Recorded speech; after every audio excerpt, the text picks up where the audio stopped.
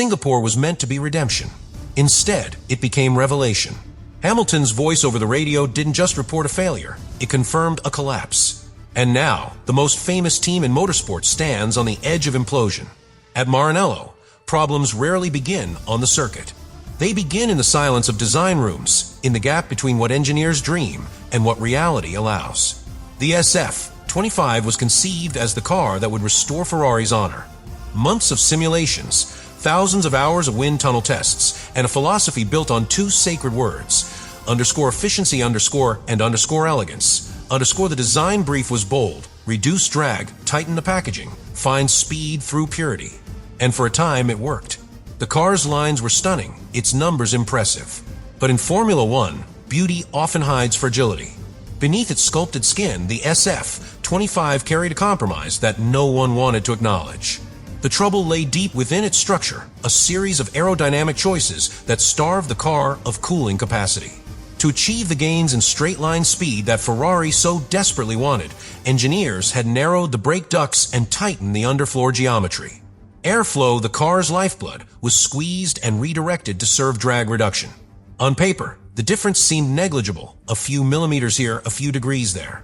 But in the brutal physics of a Formula One race, those millimeters became the distance between endurance and collapse. The SF-25 wasn't defective. It was too perfect for its own good, a machine built for laboratory conditions, not for the messy, unpredictable theater of real racing. From the very start of the season, Hamilton had sensed it. During pre-season testing in Bahrain, his feedback was meticulous. It's fast, but it doesn't breathe. It feels sealed. At the time, the engineers had smiled politely. They'd heard drivers use words like that before: metaphorical, emotional, imprecise. But Hamilton's instincts were mechanical. He meant it literally. The car was overheating from within, the airflow trapped by its own aerodynamic brilliance. As the months passed, the signs multiplied: excessive brake wear, fluctuating tire temperatures, inconsistent balance. Each symptom was treated in isolation. No one joined the dots. When the championship reached Singapore, the underlying weakness finally broke the surface. The conditions, low speed, high humidity, endless braking, exposed everything Ferrari had been trying to conceal. From the cockpit, Hamilton could feel the decay in real time. The pedal grew soft, the steering heavier, the car less responsive. The telemetry confirmed what his body already knew. The SF-25 was overheating, not from failure, but from suffocation. The car's internal systems were eating themselves alive. "She's fighting me," he said on the radio. The phrase became an unintended summary of Ferrari's entire season. Back in the garage, the engineers were divided. Some wanted to call the car in, to protect the system, to protect Hamilton. Others insisted it could finish. "It's within range," one of them said. But the numbers told another story. The front left brake was running past 1,000 degrees Celsius. Hydraulic pressure was dropping lap by lap. Every braking zone became a gamble. Yet Hamilton continued, adjusting his technique corner after corner, using engine braking to compensate, lifting earlier to keep the car alive. It wasn't just driving, it was survival. When the car finally crossed the line, Hamilton's first words weren't about points or penalties. They were about trust. "We'll talk later," he said. Inside the garage, no one spoke. The silence wasn't professional restraint, it was guilt. They knew what he'd just done. He'd saved them from public disaster. Had he retired, the footage of a burning Ferrari under the floodlights would have gone viral within minutes. Instead, he gave them cover, at the cost of his own patience. For Ferrari, it was a brief reprieve. For Hamilton, it was confirmation that something far deeper than a brake issue was broken. In the debrief that followed, the technical explanations poured in. Airflow miscalculations, thermal inefficiencies, the expected excuses. Hamilton listened quietly, then said something that would echo through Maranello for weeks. "You can't build a car for wind tunnels and hope it survives the world." It wasn't anger, it was clarity. For the engineers in the room, it was also uncomfortable. Because behind those words was an accusation Ferrari had spent years avoiding, that their obsession with image, with presentation, had overtaken their commitment to resilience. That night, the headlines in Italy were merciless. Hamilton saves Ferrari from embarrassment. The red myth melts in Singapore heat. The British press were colder still. The underscore times underscore wrote, Hamilton has inherited not a race team, but museum of ideas, beautiful, fragile, and out of time. For the first time since his arrival, the British champion's calm professionalism was mistaken for detachment. In reality, he was processing something far heavier, the realization that the greatest name in Formula One had lost touch with the very essence of competition, adaptability. And that was the true problem. Not the brakes, not the ducts, not even the car. The real issue was that Ferrari had built a structure incapable of learning fast enough. Every failure was followed by a meeting, every meeting by a protocol. Innovation had been replaced by bureaucracy. Speed had been traded for style. The team was no longer reacting to the sport, it was rehearsing its own reputation. Hamilton, accustomed to the clinical precision of Mercedes, found himself in a culture where decisions were slowed by fear of blame. He had not joined a race team. He had joined an institution, and it was cracking. The factory lights in Maranello burned late into the night. Engineers who had once left at dusk now stayed until dawn, their faces lit by the pale glow of telemetry screens. The sound of the wind tunnel had been replaced by the hum of simulation servers. What had begun as a race weekend had now become a post-mortem.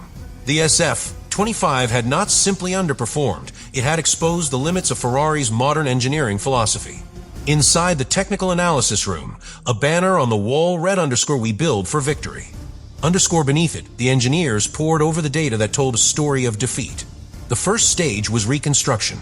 Every lap of Hamilton's Singapore race was played back in forensic detail.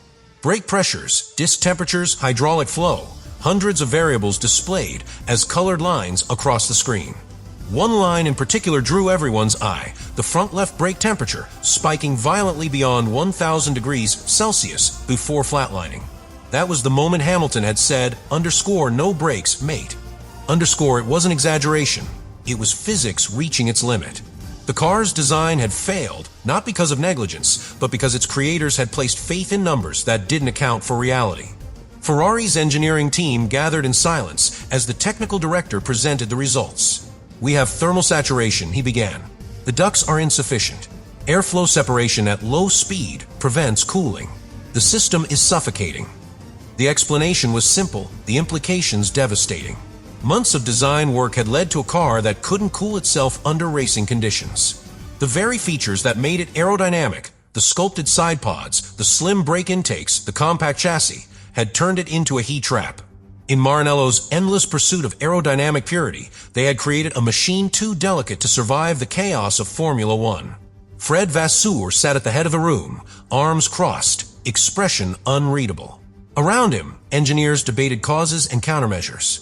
Some blamed the brake suppliers, others the simulations. One voice cut through the noise: "We didn't listen to the driver." The room fell silent. It was true. Hamilton had mentioned the issue months earlier, during testing, during debriefs, even during practice in Singapore. His feedback had been consistent, his tone calm but insistent. "The pedal's long. It's breathing," he'd said. The engineers had dismissed it as semantics. Now, his words had become prophecy. Hamilton's understanding of machinery has always bordered on instinct, and Ferrari, for all its heritage, had underestimated that gift. At Mercedes, his feedback had often guided development directly. In Maranello, it was filtered through committees. "We built a process, not a response," muttered one senior mechanic. He was right. For years, Ferrari had confused structure for stability. Every problem passed through layers of approval, every decision diluted by consensus. In Singapore, that bureaucracy had collided with reality. The car had needed a fix measured in minutes, not meetings. As the investigation continued, Ferrari's simulation data revealed an even deeper flaw. The cooling inefficiency wasn't isolated to Singapore. Similar patterns had appeared in Baku, Montreal, and Monaco. In each case, the team had blamed setup or ambient conditions. The truth was harder. The SF-25 was aerodynamically over-optimized. It performed beautifully in clean air but deteriorated in traffic, where turbulent flow disrupted the fine margins of its design. At high speeds, it flew. At low speeds, it suffocated. "We built for the perfect lap," admitted an aerodynamicist. But Formula One doesn't give you perfection. Hamilton was invited to the technical debrief that followed. The room fell quiet when he entered. There was no anger in his tone, just the weary composure of a man who had seen this before. He spoke plainly. "You've built something beautiful," he said, "but it doesn't work everywhere. In this sport, you need adaptability. You can't design a car to win one race and survive another. His words landed heavily. No one interrupted. For the first time, Ferrari's engineers saw the problem through the eyes of a driver who had spent a decade mastering consistency over chaos. After Hamilton left, the team discussed temporary fixes. Enlarged brake ducts, modified cooling vanes, revised underfloor airflow. But every proposed change came with a price: aerodynamic drag. If we open the ducts, one engineer warned, we lose straight-line speed. Another replied, if we don't, we lose races. That was the real choice, not between performance and compromise, but between pride and survival. For a team built on image, that decision was excruciating. The political undertone soon surfaced. Senior figures at Maranello's headquarters, briefed by the board, wanted to control the narrative. The internal report was to describe the issue as thermal variance rather than design flaw. The phrasing mattered. It was the difference between a manageable problem and an admission of failure. Vasseur pushed back. We can't fix what we refuse to name, he said quietly. His engineers nodded. But higher up, the spin machine was already in motion. Ferrari had entered the most dangerous phase of any crisis, the stage where truth becomes negotiable. In the midst of it all, the SF-25 sat dismantled on the workshop floor, stripped of panels, exposed, raw. Mechanics moved around it silently, their tools clinking against metal in a rhythm that felt almost reverent. One of them, an older technician who had joined Ferrari during the Schumacher era, paused and looked at the car. We used to build machines that scared others, he said softly. Now we build ones that scare us. The crisis had ceased to be mechanical. It had become emotional. The data had been dissected, the reports written, the explanations rehearsed. But none of it answered the question that hung over every meeting, every whisper, every sigh. How had the most legendary team in Formula One allowed itself to unravel so completely? Hamilton, at the center of it all, carried himself with an almost unnerving calm. He did not shout, did not assign blame. In private, though, those close to him saw the change. The man who had joined Ferrari to lead a renaissance now looked like a surgeon in a collapsing hospital, focused, determined, but haunted by the sheer scale of what he was witnessing. It's not the car, he said quietly one evening to his trainer. It's the culture. It's too scared to change. His presence divided the factory. To some, he was a symbol of hope, a driver whose experience and composure could steady the ship.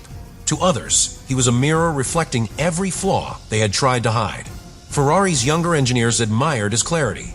They said he brought Mercedes discipline to a team still operating by instinct. The veterans, meanwhile, were less forgiving. He doesn't understand Ferrari, one senior figure complained to _La Gazzetta dello Sport _ We don't need lectures, we need loyalty. The words betrayed the deeper truth. Ferrari wasn't just fighting technical instability. It was fighting its own pride. Fred Vasseur stood between those two worlds, the engineer and the emperor, the reformer and the caretaker. His challenge was not to fix the car, but to mend the people. He started holding smaller meetings, removing hierarchy, inviting Hamilton to sit directly with the mechanics and designers. It was a simple gesture, but a radical one for Ferrari. We need to listen to each other again, he said. Yet even as collaboration returned to the surface, anxiety lingered beneath it. Every email felt political, every suggestion filtered through fear of blame. The brake crisis had become a symbol, proof that in Ferrari's search for perfection, it had lost the ability to tolerate imperfection. The human toll was visible. Engineers who once spoke proudly to journalists now turned down interviews.